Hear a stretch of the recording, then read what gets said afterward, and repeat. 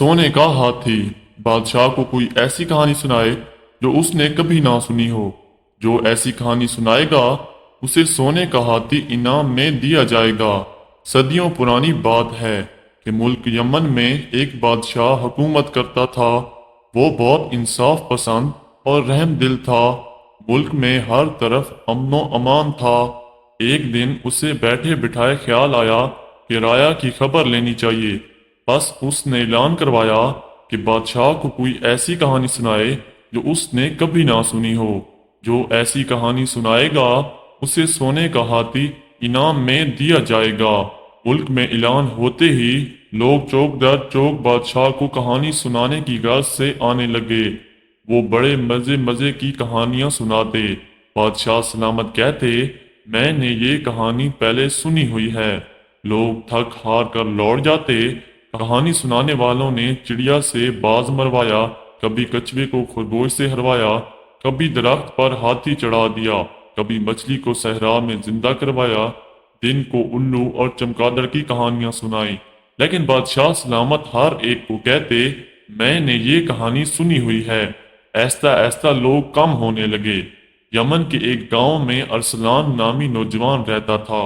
उसने तमाम बातें सुनी और एक नई कहानी लेकर बादशाह के दरमियान में पहुंच गया। हाँ भाई जवान, आप क्या कोई नई कहानी लेकर आए हो? बादशाह ने पूछा। हजूर, कहानी नहीं, एक हकीकत लेकर हाजिर हुआ हूँ, अरसलान ने आजिज़ी से कहा। बादशाह सलामत, आपसे पहले आपके वालिद मोहतरम बादशाह थे। उनसे पहले आपके दादा हजूर भी बहुत अजीमुल शान सल्तनत के मालिक थे। आपके दादा हुजूर ने आपके वालिद मोहतरम की शादी पर सोने चांदी के बर्तनों में खाना खाया। जिस तरह आपके वालिद और दादा बादशाह थे, उसी तरह मेरे वालिद मोहतरम और दादा हुजूर बहुत बड़े ताजिर थे। आपके दादा ने मेरे दादा से कुछ बर्तन उधार लिए थे, जिनमें सोने के साथ देगें, परात, प्लेटें, चमचे और दूसरे बर्तन थे।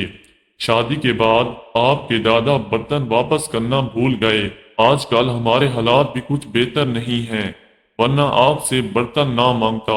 शायद आपके वालिद मोहतरम या दादा हजूर ने आपको बताया हो। मैंने ये बात कभी नहीं सुनी। बादशाह ने फौरन जवाब दिया, अच्छी बात है बादशाह सलामत, आप फिर सोने का हाथी मुझे दे दें। बादशाह अरसलान की अक्लमंदी पर बहुत खुश हुआ। अगर कहता कि बात सुनी हुई है तो उसे इतने सोने के बर्तन देना पड़ते।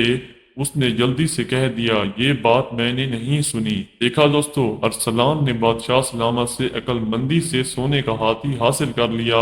उम्मीद है आपको ये कहानी बहुत ही पसंद आई होगी। अगर कहानी पसंद आई है तो वीडियो को लाइक कर दें और चैनल को भी सब्सक्राइब कर दें। ऐसी मजीद कहानी वाली वीडियोस देखने के लिए अगली वीडियो में मुलाकात होगी। अपना बहुत सारा ख्याल रखिएगा।